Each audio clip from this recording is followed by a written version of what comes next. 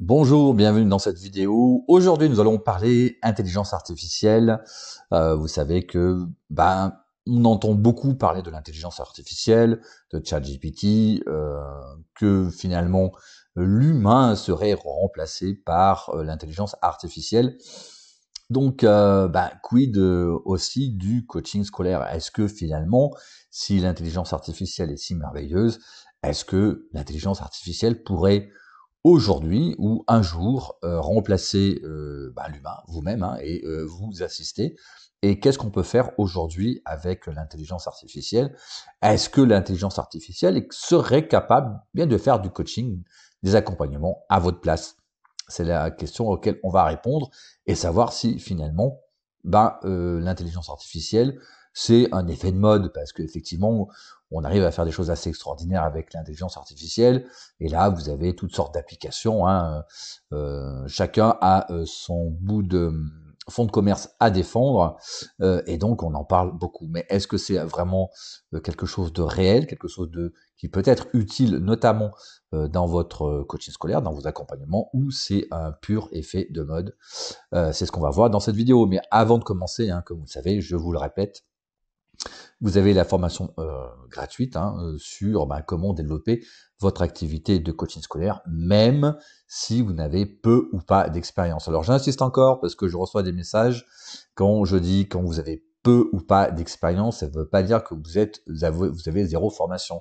Quand vous sortez d'une école de coaching, vous avez zéro expérience. Il faut bien commencer un jour. Et pareillement, vous n'êtes pas obligé d'avoir aussi de l'expérience en marketing. Ça ne vous empêche pas de développer votre activité de coaching scolaire. Donc je ferme cette parenthèse et on va très vite aller sur notre sujet. C'est parti. L'IA, c'est simplement des ordinateurs qui sont capables de résoudre des problèmes complexes, de prendre des décisions. Alors quand je dis prendre des décisions, d'aider à la décision, c'est plutôt ça, et même donc comprendre des langues.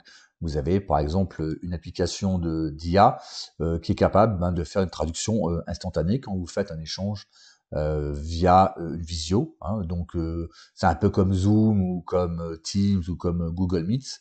Donc vous parlez avec votre interlocuteur. Par exemple, je parle français, mon interlocuteur est japonais. Eh bien, mon interlocuteur reçoit ma voix et mon image où je parle japonais sans accent. Et pareillement, mon interlocuteur qui parle japonais, le son va ressortir en français avec sa propre voix. Donc, j'ai fait déjà l'essai de cette application IA. C'est assez bluffant. Donc, c'est quasiment la fin des traducteurs simultanés. Donc voilà ce qu'on peut faire déjà avec l'IA, c'est déjà assez bluffant.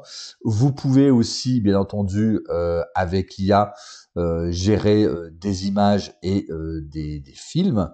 Où je pense que si vous êtes un peu sur les réseaux sociaux, notamment Twitter, vous voyez nombre de vidéos où vous voyez des hommes politiques connus dans des situations moyenâgeuses, etc. Donc prendre des personnages historiques, voilà, c'est purement créé par l'IA, c'est assez extraordinaire.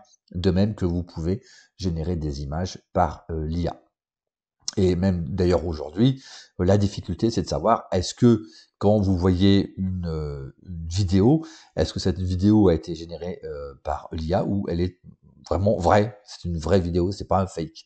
Alors je vous rassure, aujourd'hui on a même maintenant des intelligences artificielles qui sont capables évidemment de détecter si ou de savoir si une vidéo ou une image a été générée par une IA ou pas. Voilà, donc c'est plutôt rassurant. Mais voilà ce qu'on peut faire déjà avec l'IA, on peut faire des choses assez extraordinaires.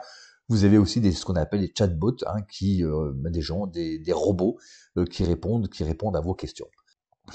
Donc c'est assez extraordinaire. Alors le plus populaire, c'est ChatGPT. Qu'est-ce que c'est? C'est une application de génération de texte et de reconnaissance vocale. Donc ChatGPT, par exemple, est capable de prendre une vidéo YouTube et de retranscrire le discours en texte. Donc c'est assez pratique quand vous voulez transformer une vidéo en texte ou même créer un texte à partir d'une vidéo. Donc, bien entendu, vous avez d'autres applications qui sont semblables à ChatGPT. Vous avez, par exemple, Google Bards, donc c'est la même chose que ChatGPT. Vous avez Jasper aussi qui crée des textes, qui crée des résumés. Alors là, c'est plus pour une application en entreprise. Donc, bien entendu, aujourd'hui, l'IA ne peut pas se substituer à vous. Donc, c'est à vous de faire l'accompagnement, bien entendu. Hein. Donc, même s'il existe, comme je vous l'avais dit, ce qu'on appelle des bots qui analysent les situations. Vous savez, quand vous êtes sur un site institutionnel, par exemple sur les impôts ou sur la sécurité sociale, c'est un bot, c'est une application, donc intelligence artificielle qui répond à vos questions. Donc bien entendu, ça, aujourd'hui, vous ne pouvez pas le faire. Hein. Voilà. Et bien entendu, pourquoi? Parce que chaque jeune est unique et il est difficile de faire travailler une intelligence artificielle qui ne connaît pas le jeune et qui ne connaît pas la situation. Hein, une intelligence artificielle ne peut restituer de ce qu'elle connaît. Donc, comme le jeune est unique et que vous le découvrez, il n'est pas possible de suivre, de faire un coaching purement et simplement avec une intelligence artificielle. Alors, c'est sûr que il y a des intelligences artificielles qui apprennent, mais l'intelligence artificielle ne peut pas se substituer sur le moment à la problématique du jeune et donc de faire un suivi digne de ce nom, bien entendu. Alors, vous me direz, mais est-ce que finalement l'IA peut être un assistant pour vous aider? C'est-à-dire que voilà, vous donnez des critères particuliers du jeune que vous accompagnez et ChatGPT ou l'intelligence artificielle vous donne des indications à suivre ou des idées. Donc, ce que l'on va faire, on va faire un essai en direct, hein, de savoir, voilà. Donc, j'ai préparé quelques textes, quelques études de cas pour savoir si c'est concluant ou pas. J'ai ouvert ChatGPT, donc c'est le 4, hein, c'est le 4, la dernière version, donc la version payante la plus performante de ChatGPT, parce que vous avez ici le 3.5 qui est gratuit, mais qui a on va dire, qui est un peu bridé, voilà, et vous avez la version performante, la dernière qui est ici, donc que je vais utiliser. Alors, ce que l'on va faire, c'est une petite, comment dirais-je, un petit essai. Donc, j'ai pré-tapé le texte pour que ce soit plus rapide pour vous. Voilà, ce que je demande à ChatGPT, c'est donne-moi des indications et des conseils sur un élève de 13 ans en 4e qui est en décrochage scolaire et qui a le profil d'apprentissage. Alors, je précise bien, selon le livre, les 7 profils d'apprentissage, parce que vous savez qu'il y a plusieurs modèles différents de profils d'apprentissage. Dans le monde, il y en a plus de 70. Donc, avec le profil suivant. Donc, je donne le profil d'apprentissage du jeune selon le modèle des 7 profils d'apprentissage. Donc, le profil kinesthésique, où ça se situe, et émotionnel. Donc, ça, c'est un profil de compréhension. Ça, c'est un profil de motivation. Et ça, c'est un profil d'identité. Voilà.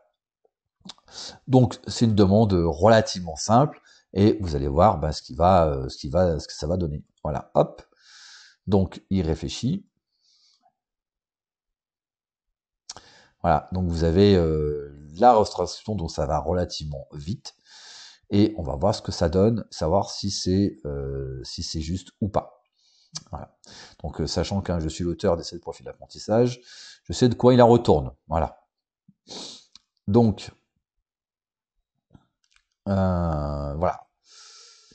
Donc, vous voyez, donc il donne des conseils. Voilà.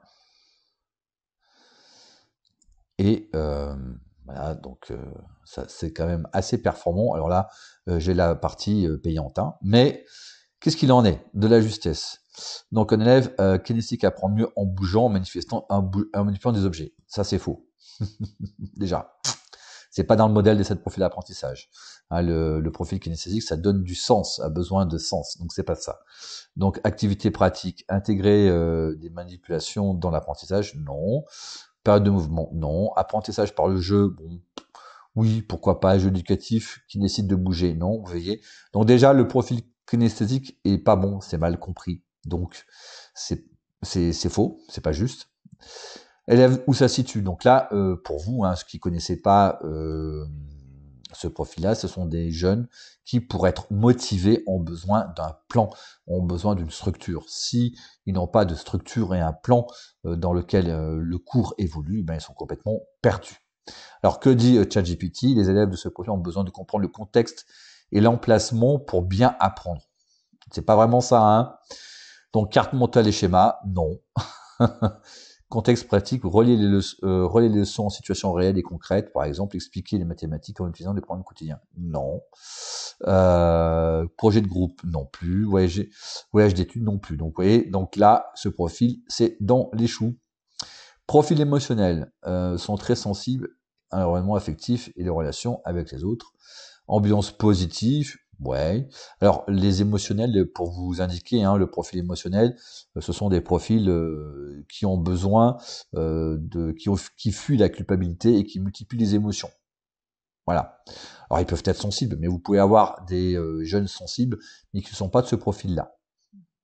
Donc, apprentissage collaboratif, non. Expression des émotions, oui, plutôt oui. Permettre à l'élève d'exprimer ses émotions et ses ressentis, ça c'est bien dans le profil émotionnel, oui, en effet. Mais ça, c'est pas bon. Donc, évidemment, la stratégie globale du décrochage scolaire, ben évidemment, elle n'est pas bonne. Voilà. Donc, vous voyez que j'ai donné quelque chose, j'ai fait donc une demande assez précise. Donc, vous voyez que j'ai fait une demande assez précise et il en ressort de choses un peu du n'importe quoi. Voilà, sauf sur la fin, sur le profil émotionnel. Donc, c'est assez décevant. Donc, on peut dire que, eh bien, en donnant des indications ici, et non, ben, ChatGPT, même la version performante, ne parvient pas à donner des choses concluantes. ChatGPT, voilà, donc l'essai avec ChatGPT, donc, est non concluant. Donc, on peut en déduire que là aussi, si vous faites du coaching, même du coaching pur, vous donnez des indications. C'est pas sûr que l'assistant d'intelligence artificielle arrive à vous donner des conclusions qui soient justes. Alors, quelle est l'utilité de l'intelligence artificielle, vous me direz-vous? Bah, en premier lieu, ça vous permet d'écrire un texte à partir d'idées. Hein, c'est-à-dire, par exemple, écrire un texte à partir des éléments que vous lui donnez. Alors là, on a fait une expérience sur un sujet très pointu. Sur un accompagnement, ça n'est pas concluant, mais quand même, ça peut donner des idées assez sympas. Donc, par exemple, ça permet d'écrire un rapport pour les parents.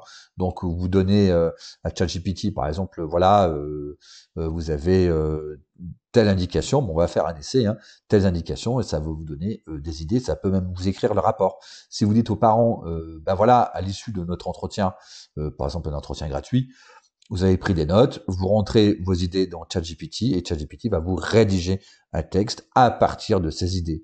Évidemment, il va pas inventer des idées, mais il va mettre en forme des idées. Ça, par contre, il sait très bien faire. Il peut générer aussi des contrats types de coaching. Par exemple, dans le collectif, bah certains, par rapport à la typologie du jeune, bah, ils utilisent ChatGPT pour générer les contrats. Même s'ils ont une trame, ils reprennent la trame et ils mettent le nom, le prénom, et ChatGPT refait un contrat entier en même pas une minute.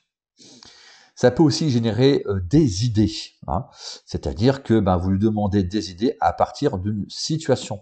Donc voilà, on va faire une expérience, hein. Donc j'ai copié le texte à l'avance, hein. Ça m'évite de le taper, de prendre du temps pour de votre attention, hein, ça sert à rien. Voilà, donc j'indique que Tiffany, 11 ans, diagnostiquée, donc dyslexique, rentre dans un nouveau collège.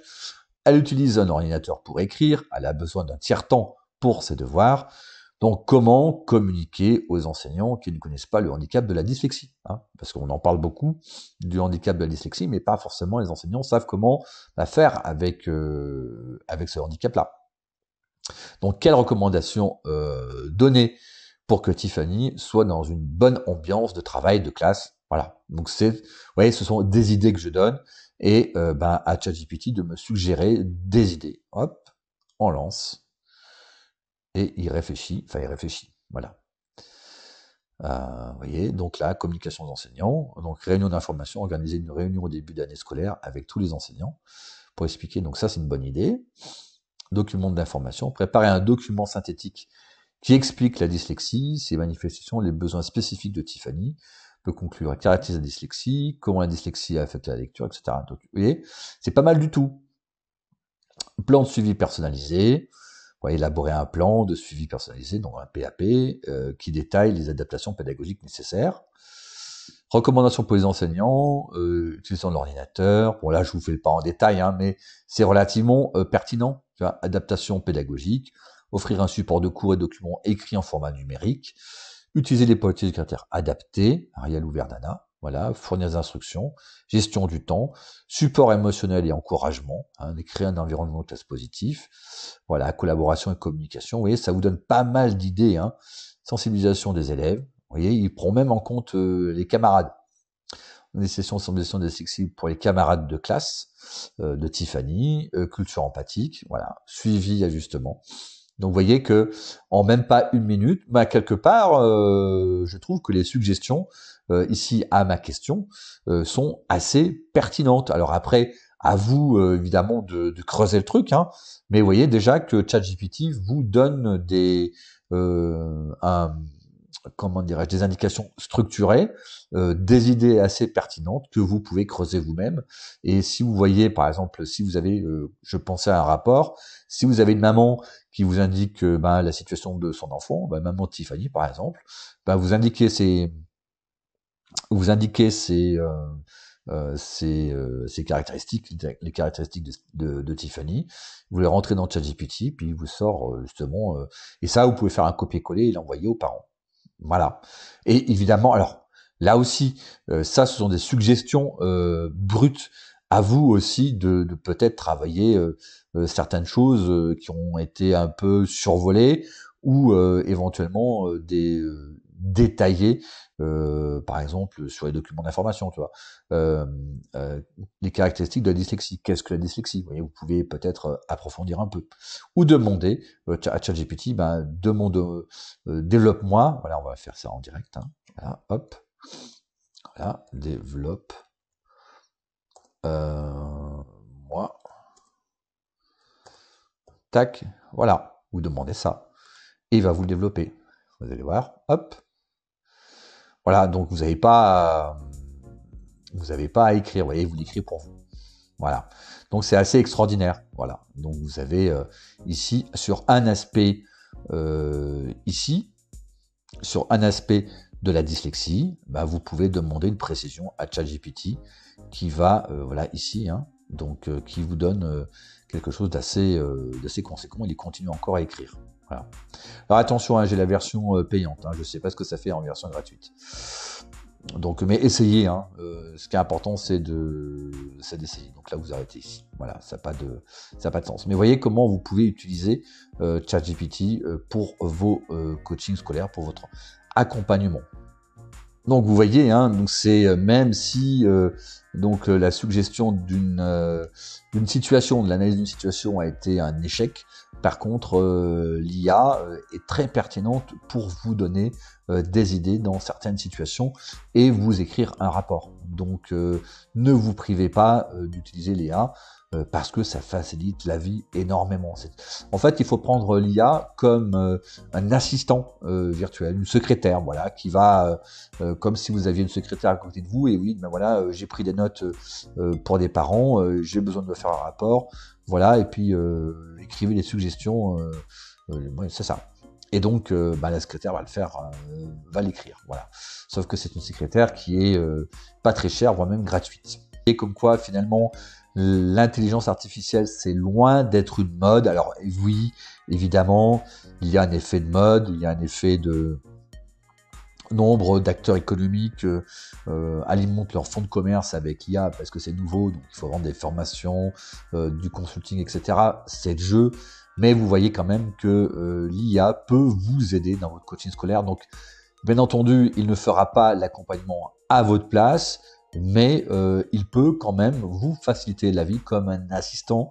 Alors attention aussi de ne pas tout prendre au pied de la lettre. C'est à vous de repasser et de voir ce qui est pertinent et pas pertinent, de sélectionner les informations. Et évidemment, il ne pourra pas faire une analyse d'un jeune, bien entendu. Pourquoi? Parce qu'en fait, tout simplement, il n'a pas les informations à sa disposition. Voilà, un pouce si vous avez aimé. Merci de m'avoir écouté jusqu'au bout. Je vous rappelle la formation gratuite, le lien est en description et je vous dis à très bientôt. Ciao, bye.